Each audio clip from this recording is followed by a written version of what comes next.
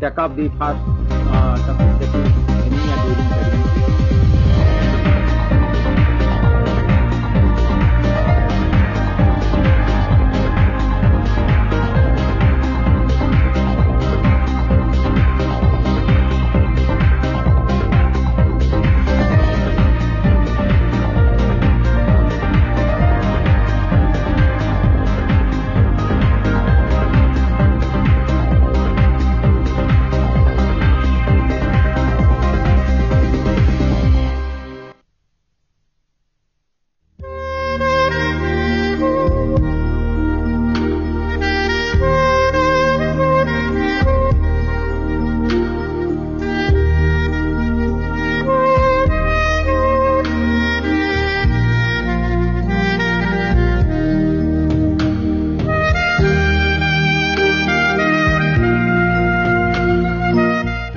Today we are going to discuss pulmonary embolism or pulmonary thromboembolism. It is a condition when venous thrombi become dislodged from their sites of formation and they embolize to the pulmonary arterial circulation, or paradoxically to the arterial circulation through a patent foramen ovale.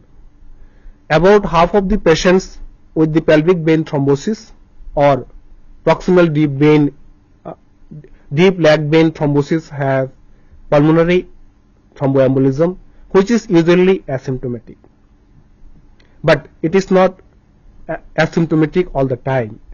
Pulmonary thromboembolism can have symptoms also. It may be severe form or it may be even death also. In the pulmonary thromboembolism can have the following effects. That is, after having that embolism, that once it is lodged into the pulmonary arterial circulation, it can increase the pulmonary vascular resistance. It impairs the gas exchange. It impairs the pulmonary functions, and it increases the airway resistance, and alveolar hyperventilation also occurs. To discuss this entire topic, we have got experts from Fortis Noida Hospital, and we are very happy to have Dr. Binit Bhatia. Welcome, sir, in our studio. Dr. Binit Bhatia is DM cardiologist, and right now he is working in Fortis Noida Hospital, and he is our program in charge in that center. So I would like to request Dr. Binit Bhatia to start with this topic. Good morning, everybody. First of all, I would like to thank Dr. Diploma for having given me this opportunity today to come to this wonderful place at IGNOU and give a talk on pulmonary embolism. Pulmonary embolism is, I think, one of the most misdiagnoses which is often overlooked and can have catastrophic consequences. So it's very important that all residents, especially our PGDCC students, should read up this topic very well, and they should have a high index of suspicion for patients who present with symptoms and signs which we shall be discussing subsequently, so that this diagnosis is not missed. This diagnosis, if missed, can have high associated mortality, and the treatment results are also quite drastic. So recognition of this condition is very important, and often diagnosis can be made within the casualty itself if immaculate clinical investigation is done. It was in fact way back in 1856 when Rudolf Virchow first came together with what is now famously known as Virchow's Triad. Basically, three things should act in concert, which in turn lead to intravascular coagulation. These are local trauma to the vessel wall, hypercoagulable state, and stasis. When these three act in concert, intravascular coagulation occurs, and this is the genesis of formation of a clot, which subsequently embolizes to the pulmonary tree, leading to pulmonary embolism. The site of formation of these clots is invariably, as Dr. Biplav had earlier mentioned, in the lower extremities, most commonly in the deep venous system of the legs. However, embolization can also occur from the upper extremity and give rise to subsequent pulmonary thromboembolism. Now, as one of the components of hypercoagulable states, it is very important that we see what are the different genetic mutations which can lead to a primary hypercoagulable states. Perhaps the most important and talked about is the factor V gene mutation, which is also known as factor V laden, in which there is replacement of arginine at position number 506 by glutamine, which renders factor V resistant to inactivation by activated protein C. Amongst the others, much talked about hypercoagulable states important are resistance to activated protein C, prothrombin gene mutation, mutation in protein C gene, protein S deficiency, antithrombin 3 deficiency, hyperhomocystinemia, and the much important antiphospholipid antibody syndrome. The antiphospholipid antibody syndrome carries special significance because not only is it associated with pulmonary embolism, it is also associated with recurrent fetal loss, arterial and venous thromboembolism. The target INRs, as we shall be discussing subsequently, are required to be kept much high in antiphospholipid antibody syndrome as compared to the other primary hypercoagulable states. Another important aspect that we have to remember is that once a patient has been suspected to have pulmonary embolism, often there is a knee-jerk reaction and we just give a dose of heparin or some other anticoagulant or some antiplatelets within the casualty itself. In case we want to evaluate our patients for these hypercoagulable states, it is best advisable to take the sample of blood for these parameters before the patient is given any form of anticoagulation. So this should be planned well in advance. It should not be that we have given the heparin and then subsequently we plan to do these primary coagulable state studies, because in that case it's usually not possible. Now, coming to the various acquired conditions which usually lead to venous thrombosis, long haul air travel is an important entity and it is also known as economy class syndrome. It is usually found to be occurring in patients who undertake transatlantic air travel. We ourselves at our hospital in the last 1 year have come across 3 patients who had taken non-stop flights from America to India and landed up with the deep vein thrombosis and subsequently pulmonary thromboembolism. We have a few dedicated slides to this condition also. The other condition is surgery, immobilization or trauma, hospitalization with medical illnesses such as congestive heart failure or pneumonia. In fact, these two conditions, number 2 and 3, are basically conditions which lead to prolonged immobilization, as a result of which the patient is often bedridden and the stasis will occur at that time, and this is one of the components of the Virchow triad. The other factors are obesity, smoking, systemic arterial hypertension, diabetes mellitus. Oral contraceptive pills, pregnancy and postpartum state are all known to be associated with venous thrombosis. In fact, they say that pregnancy is a hypercoagulable state. Cancers, especially occult adenocarcinomas, are known to be associated with venous thrombosis, and once a patient has been started on chemotherapy, also the chances of one developing venous thrombosis are much higher.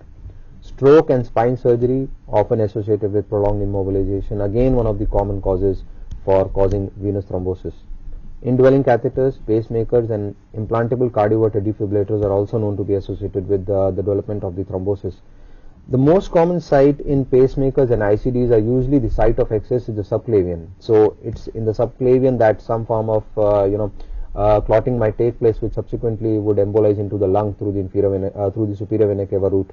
So these are the conditions in which usually upper extremity is responsible for subsequent pulmonary thromboembolism, and hence due cognizance has to be given to that. Yeah, sir.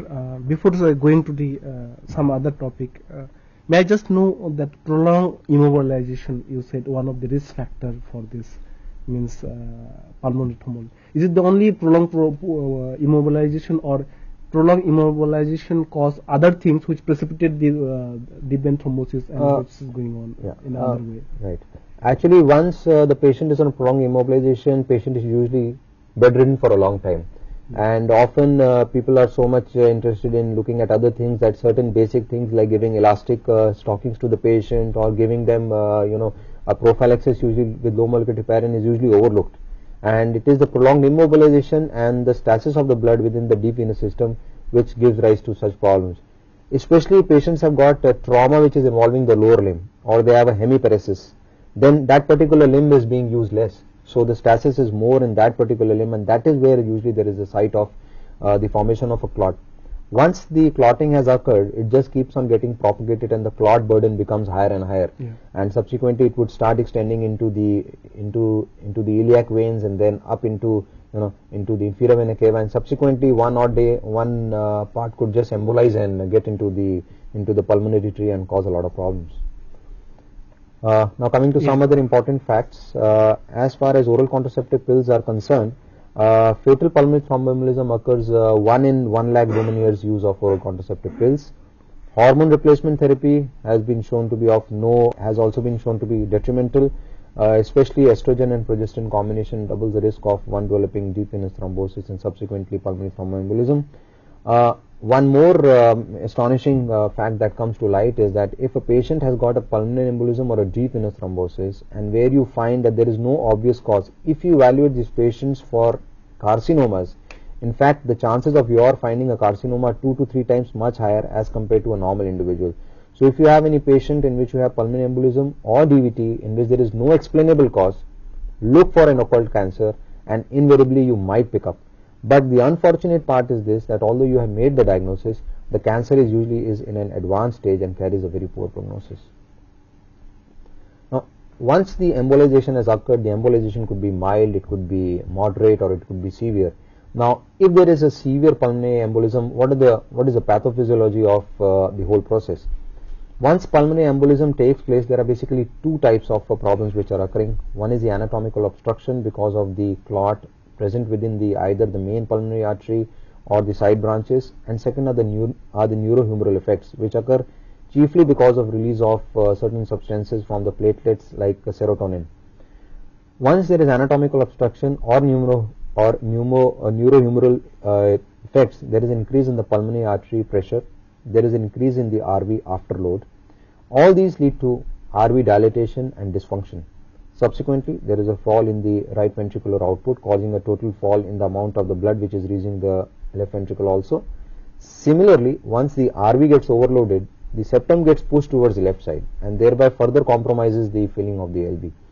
These two together go to decrease the RV preload, the left ventricular output falls, and patient lands in systemic hypoperfusion.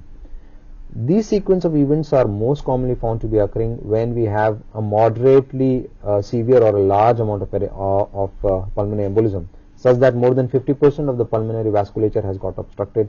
Do these cascading events come into place?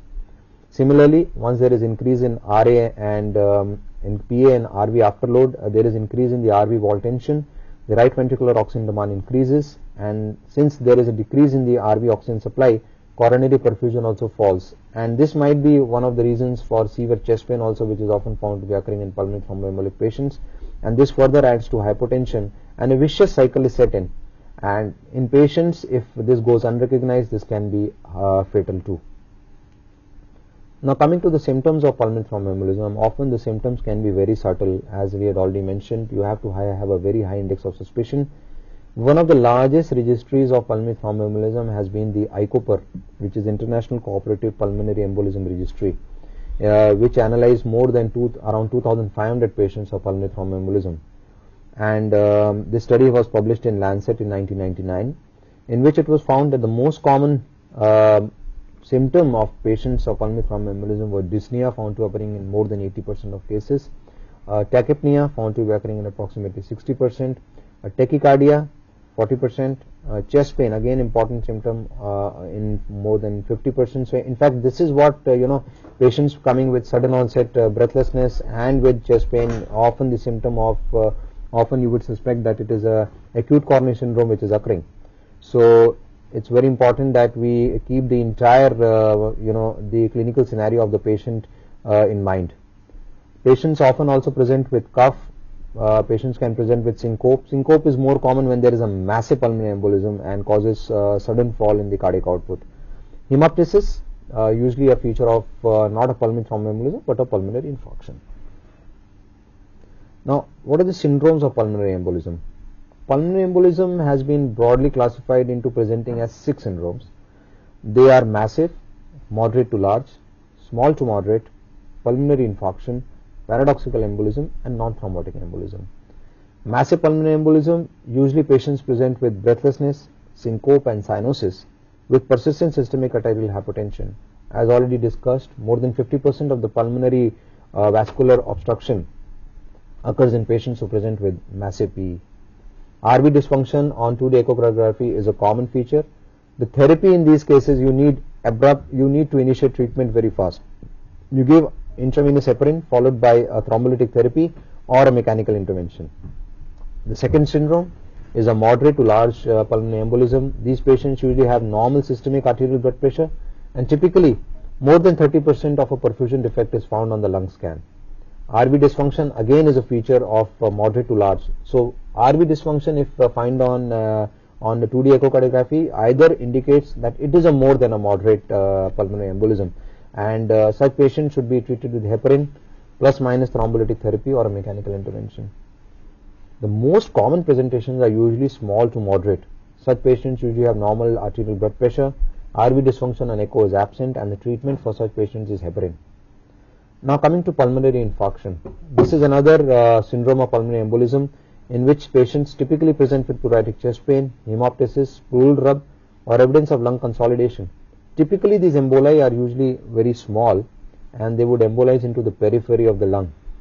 And RV dysfunction again is rare. Heparin as well as non-steroidal anti-inflammatory drugs form the main form of treatment. Paradoxical embolism, Dr. Biplab again had just touched upon the topic. This is sudden systemic embolism and the patient lands up with an event such as a stroke. Now this is often also discussed as a case of a cryptogenic stroke, where a stroke has been caused but there is no obvious cause of embolism. Usually young patients presenting with stroke, you go on and evaluate them for hypercoagulable states, for any obvious LV clots, and for premature atherosclerosis. Usually you don't find anything. Such patients usually have got paradoxical embolism. That means the thrombotic material has passed from the right sided circulation across a patent foramen ovale into from the right atrium to the left atrium and then has gone into the systemic circulation. So this is what is called paradoxical embolism. It can be easily picked up on a transesophageal echogram. Contrast echocardiography often helps to detect a PFO. I shall be showing you some diagrams later on which will help us to understand this event of paradoxical embolism. RV dysfunction again is rare, and anticoagulation plus minus closure of the right to left shunt cardiac shunt can be done. As far as non-thrombotic embolism is concerned, most commonly air embolism. Venous air embolism can occur during placement of indwelling catheters, during placement of central venous lines. One has to be very careful. It can be fatal. Fat embolism can occur. This is more common in patients who have undergone some form of trauma or orthopedic surgery. Tumor fragments can embolize, and amniotic fluid embolism can occur following the parturition. As far as air embolism is concerned, it's important that once the air embolism has been diagnosed, the patient should be placed in the reverse, it should be placed in the Trendelenburg position, and the patient should be given the left lateral position because this helps to trap the air at the RV apex and prevents the air from entering into the pulmonary tree. At the same time, the patient should be put in a hyperbaric chamber because that will help to absorb the oxygen out of the RV, and other supportive medication should be given. But such hyperbaric air chambers are usually not available in India. So the best way is to be very careful at the time of central venous cannulation and not to keep the IV access port too much exposed to air, because this unwanted event can be prevented if due care is given. Now, what is the differential diagnosis of a pulmonary thromboembolism? Unless you have a high index of suspicion, you are going to miss the diagnosis. Patients can be, because patient would be presenting with breathlessness, with chest pain, and you would suspect that patient has got acute coronary syndrome or a myocardial infarction. Here an ECG will be very helpful to you, and rapid bedside test using something like a troponin T would be very much beneficial. Pneumonia, again chest X-ray will be highly suggestive. Patient will be having fever, patient would have signs of consolidation like a bronchial breathing. Congestive heart failure, left-sided failure, again presenting with sudden onset breathlessness, but in such cases patients would have bilateral crepitations, patient would be bringing out pink frothy sputum, and patient could have hemoptysis sort of a condition, and that hemoptysis if occurs in a pulmonary thromboembolic setting is usually with pulmonary infarction, and those are usually small. They won't cause the patient to be so sick. Moreover, you could also do a BNP, which could help you to come at the diagnosis when you would know that all pulmonary causes could be ruled out. So there are several conditions which could be missed as a pulmonary embolism. Amongst others are cardiomyopathy, primary pulmonary hypertension, asthma, pericarditis, intrathoracic cancers, rib fractures, pneumothorax, costochondritis, musculoskeletal and plain anxiety. So have a high index of suspicion, examine the patient properly, and you are not going to miss the diagnosis. Now, what are the various diagnostic modalities which are available to us? They could be, I think, broadly classified into two categories as non-imaging modalities and as imaging modalities. Among the non-imaging modalities, important are the electrocardiogram, the plasma D-dimer and the ABG. The ABG is a matter of contention here, and we shall discuss this in greater detail, because ABG is invariably often thought of as a very important diagnostic modality in pulmonary thromboembolism, although it is not so. Amongst the imaging modalities, chest X-ray, echocardiogram, very very important. Echocardiogram plays an important role. Newer techniques like CT chest, very helpful. Lung scans are often undertaken but not very popular now. MRI scans, very helpful, but the only problem is its availability 24 hours round the clock, and pulmonary angiograms, although the gold standard, now obsolete because it's an invasive form of an investigation. Now coming to ECG, any patient presenting with chest pain to your emergency department should have an ECG done within 5 minutes. That is the first thing. No doubt, if the patient is in hemodynamic compromise, you should do other resuscitative measures, but it's important that if things are fine, an ECG be in place within 5 minutes. Because in pulmonary thromboembolism, ECG changes are present in almost 90% cases. Most commonly, however, it is just plain simple sinus tachycardia. Patient could have an incomplete or a complete right bundle branch block. He could have a S in lead 1 and AVL of more than 1.5 millimeters. The transition zone is shifted to lead V5 rather than lead V3. QS in leads 3 and AVF but not in lead 2. A QRS axis, that is rightward, that means more than 90 degrees or an indeterminate axis, is often found to be occurring in massive pulmonary thromboembolism. Low limb lead voltages and T inversions in 3, AVF, V1 to V4. If you read the textbooks of cardiology, they often refer the ECG in pulmonary thromboembolism to be S1, Q3 and T3. So if you see this slide, there is S in 1, Q in 3 and T, S1, Q3 and T3. T is inverted in lead 3. And the other important thing is that there is T inversion also in the anterior chest leads V1 to V4. Now, this is one ECG of a patient who has come with acute cor pulmonary falling thromboembolism. I picked it up from Grunwald's textbook of cardiology. Classically, a patient is in normal sinus rhythm and has sinus tachycardia. Heart rate here is almost reaching up to say about 150. There is a S in 1, there is a Q in 3, and there is a T inversion in lead 3. So S1, Q3, T3 pattern has been met. There is T inversion in V1, V2, V3, V4 and a poor R-wave progression. If the S1, Q3, T3 is overlooked here, one could think that there is a QS pattern in V1, V2, there is a poor R-wave in V3, V4. So maybe the patient is having some interoseptal myocardial infarction. So the S1, Q3, T3 should be looked for, and a simple bedside test like a cardiac enzyme will be very helpful. Just get the echocardiogram to the emergency department, which is often available. Look for regional wall motion abnormality if it is present, and you will clinch the diagnosis immediately. Now this is an ECG from one of the patients who presented over casualty. Again classical signs, sinus tachycardia. Patient has the right axis. There is again an S1, Q3, T3. And there is an incomplete RBBB with T inversion in V1, V2, V3, V4. In fact, this patient was diagnosed to have pulmonary embolism just on ECG basis.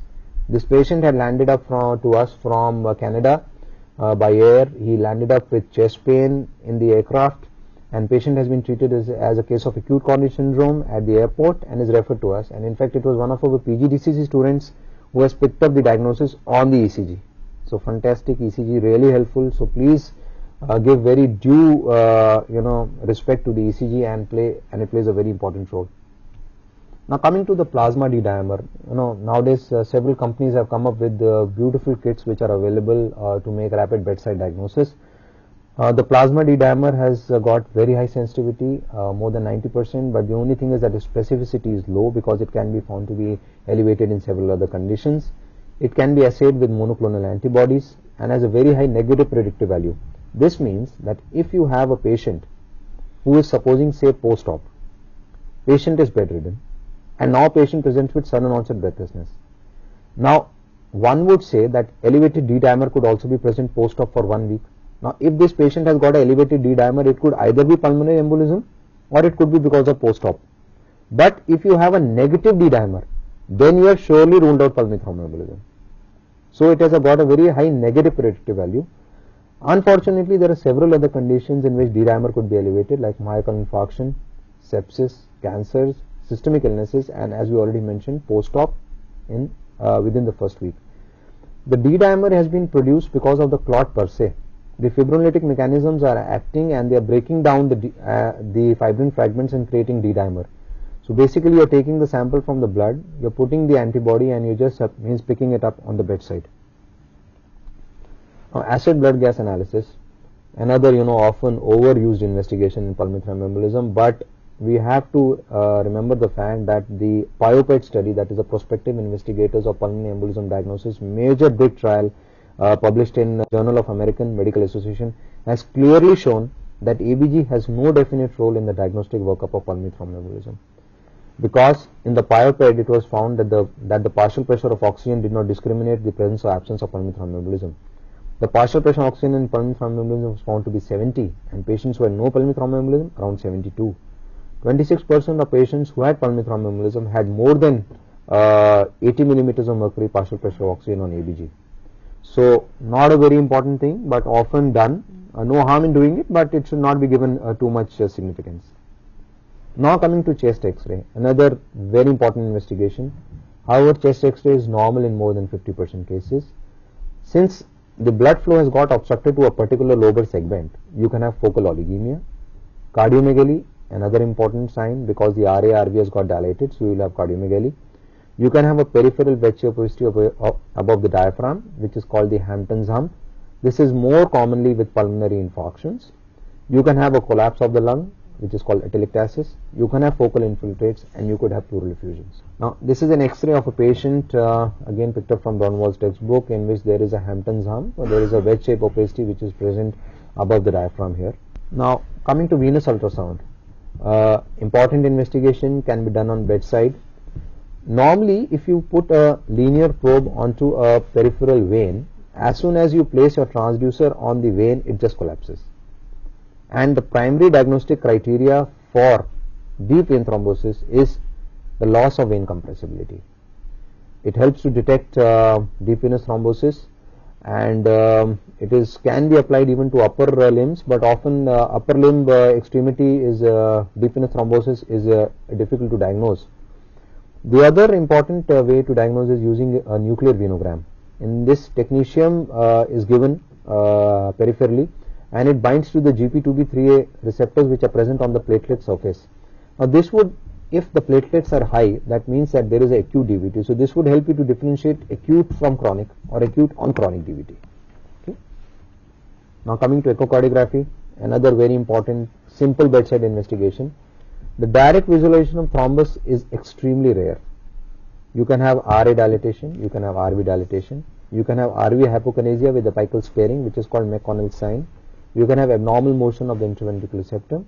You can have tricuspid regurgitation, pulmonary arterial dilatation, and lack of inspiratory IVC collapse. We shall subsequently at the end of the examination being seeing all these echocardiographic features in much more detail. Now this is M mode as well as echocardiogram still from one of our patients who was a case of Eisenmenger syndrome, and the patient presented with the sudden cardiac with the sudden death of the fetus intrauterine. And we found that when we did an echocardiogram, there was a thrombus which was lying in the main pulmonary artery. You can find that the patient also has got classical signs on M mode of pulmonary arterial hypertension in the form of M-shaped or a W-shaped M mode tracing of the pulmonary valve. Now, this is the echocardiogram of a patient who I just showed you. I'll just go up on this and show you. If you see this very carefully, you will be able to see that there is a large clot which is sitting in the RA. Can you make that out? There's a large clot which is sitting in RA and is almost moving from RA to RV and coming back. This is a patient, young patient, as you see, it's a 28 years old male. Again a case of air travel associated pulmonary embolism. There is a large clot which is sitting in the RV and going into the RV. Now if this clot embolizes, this patient can have sudden cardiac death. So this is the sort of the things you can find. Very disastrous and very rare, in fact a very rare echo, and this has been published also in one of the leading journals, and very rare to find, very rare image in fact. Now coming to lung scanning, although used quite frequently, not very popular now because it requires specialized centers to do it. Basically consists of two things. One is for the ventilation, the other is for the perfusion, and what you're looking at is basically ventilation perfusion mismatch. Perfusion would not be there, but ventilation would be there. So showing you one ventilation perfusion mismatch here. If you see that when the patient has been given xenon gas, the ventilation is good. However, if you are giving technetium, the perfusion is lost. So there is a ventilation perfusion mismatch and can go to tell you that this patient has pulmonary embolism. Now coming to CT scans, quite widely available. Helical spiral CT can definitely give you the answer whether the thrombus is present or not. As far as ventilation scans are concerned, they are broadly classified into low probability, intermediate probability and high probability scans. But when you are doing a CT scan, there is no intermediate probability. Either it is present or it is absent. The sensitivity for emboli in main, lobar and segmental vessels is very high, almost reaching more than 90%. But the only drawback is that IV contrast is needed and you need to do it in a single breath hold. So these are some of the drawbacks when you are using CT scan. Another picture of, in fact, two pictures of patients who have on CT scan have been picked up to have pulmonary thromboemboli sitting within the main pulmonary arteries. Patient in disaster. As far as MRI is concerned, you have gadolinium enhanced MR compatible with conventional contrast pulmonary angiogram, and the advantages are there is no ionizing radiation as compared to CT scan. No iodinated radio contrast is required, as would be required either in CT scan or in a pulmonary angiogram, which is virtually risk-free and also can access RV function. The only problem is that the patients often present in emergency. So having MRI scan available round the clock is not so easy. And moreover, you need experts who can reach you to the correct diagnosis. So CT scan makes more sense rather than MRI, although MRI gives you much better picture. Now coming to pulmonary angiogram, gold standard, no doubt about it. Just like coronary angiogram is, a pulmonary angiogram is gold standard because you dye into the pulmonary artery and see where is the site of the block. It is not commonly performed nowadays, that is invasive, and better non-invasive techniques are available. Mortality high of the procedure per se itself is 0.5%. You have to have the anesthetist available with you. You have to have critical care specialist. You have to prevent any vasovagal reaction from occurring. So you have to be very careful while performing a pulmonary angiogram. Negative angiogram virtually excludes the diagnosis. It is most helpful when ventilation perfusion scan is negative and there is no evidence of DVT on ultrasonogram. Now this is a pulmonary angiogram. The picture which is present on your left side shows two arrows in which you can see there are filling defects. These are because of clots which are sitting in the pulmonary artery. Now this patient has subsequently been subjected to catheter directed thrombolysis and embolectomy, and you can see that both the clots are gone, and this must have been life saving in this patient because you had major obstruction. Now once you have made the diagnosis of pulmonary embolism or strongly suspected it, now comes the management. Sir, before going to the management, once you describe very well the sign and symptoms as well as the investigation procedures. Right. Now it is depend upon the amount of the thrombolized things as well as where it is located. Very true. Depending on the it produce sign and symptoms. So like you described about severe symptoms like dyspnea, tachypnea and all these ECG changes. So is there any incubation period, like once it is lodged is it the acute, like whenever it is lodged into the pulmonary artery, immediately it will produce sign and symptoms, Yeah. or is it going to take some time depending upon the condition? Very true. No, that's a good question. Actually, this would present as a medical emergency. This will present to you emergency with acute onset breathlessness. So it will present as a medical emergency. The other entity which can present over a prolonged period of time is patients who have got chronic pulmonary thromboembolism, who have, say, some deep venous thrombosis and small amounts of fragments are embolizing gradually over a period of time. They will present over a period of months with chronic pulmonary thromboembolism. But if a patient has got an acute pulmonary thromboembolism, he is going to present to you in casualty with sudden onset breathlessness, unexplained. He has no history of asthma. There is no chest pain. Patient has not been at times immobilized also, and patient has come with sudden onset breathlessness.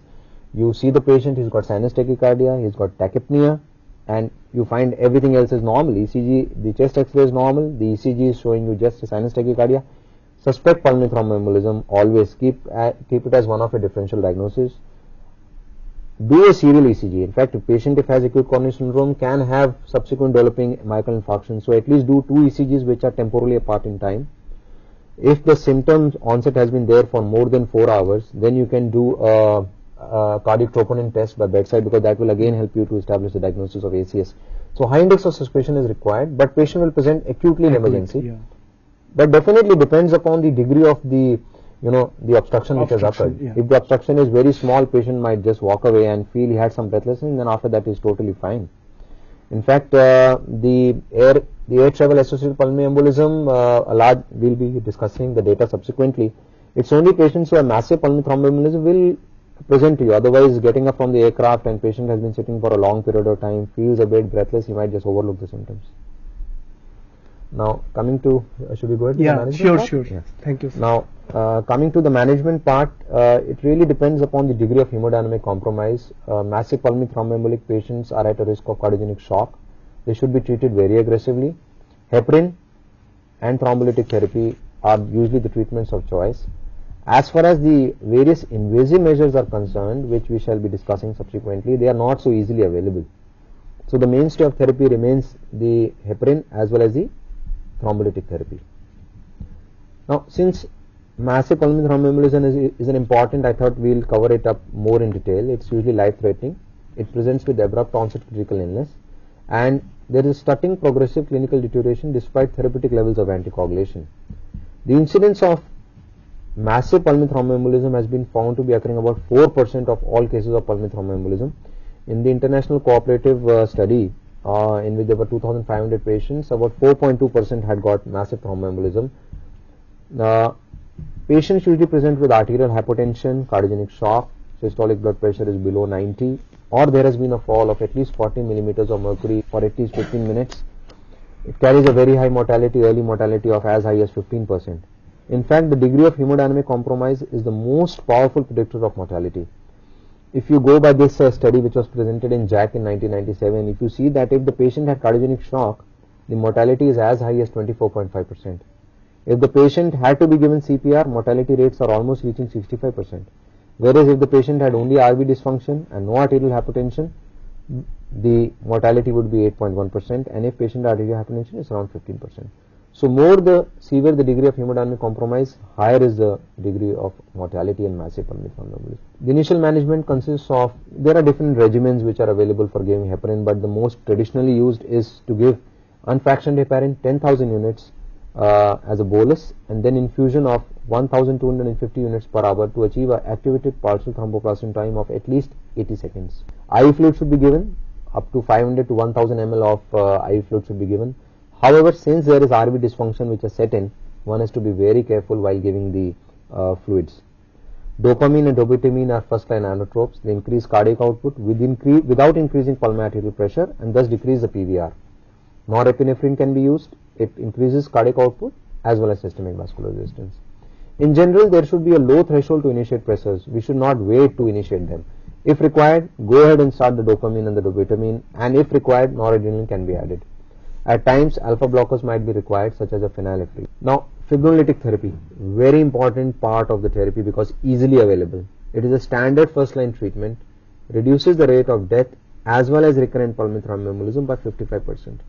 Now, as far as recurrent pulmonary thromboembolism is concerned, we shall discuss it later on, but it reduces the rate of death by 55%. That is really significant. But the large amount of doses are required. Prolonged treatment is required. That is why the major bleeding risk is doubled when fibrinolysis is given in massive pulmonary thromboembolism. Studies have shown that if only heparin were given, the chances of one bleeding were 12%. But if patient was given fibrinolytic therapy, the chances of bleeding are as high as 22%. Now, coming to the role of thrombolysis. Now, since the thrombolysis will physically dissolute the clot which is obstructing, the right heart failure will be prevented because that obstruction is gone. Once you are given the fibrinolytic therapy, the obstruction has been taken care of and right heart failure will be prevented. It prevents the continued release of serotonin, neurohumoral factors from the clot surface which cause pulmonary hypertension. If you remember the slide we had discussed, as far as the pathophysiology was concerned, there was one section which was dealing with the neurohumoral factors. So once the clot has been dissolved, the further release from the clot surface because of platelets of serotonin will not be there and pulmonary hypertension will not be caused. As far as the recurrence thing was concerned, these thrombolytic agents, they help to dissolve the pelvic thrombi also, and this pelvic thrombi might be a source of recurrent PE, so the recurrent chances also become less. The very good thing about thrombolytic therapy in pulmonary thromboembolism vis-a-vis thrombolytic therapy in acute MI is that the window period for giving thrombolytic therapy in pulmonary thromboembolism is 14 days. So you have a large window period, you can give thrombolytic therapy and it will be highly beneficial. It's not like an acute MI that it would only be beneficial in the first 2 to 3 hours or maximum 6 hours or maybe up to 12 hours. Here the window period is as long as 14 days. We have discussed about the definitions about the signs and symptoms like breathlessness, tachypnea, and investigation like important investigation like ECG changes and pulmonary angiogram, CT scan, all these things.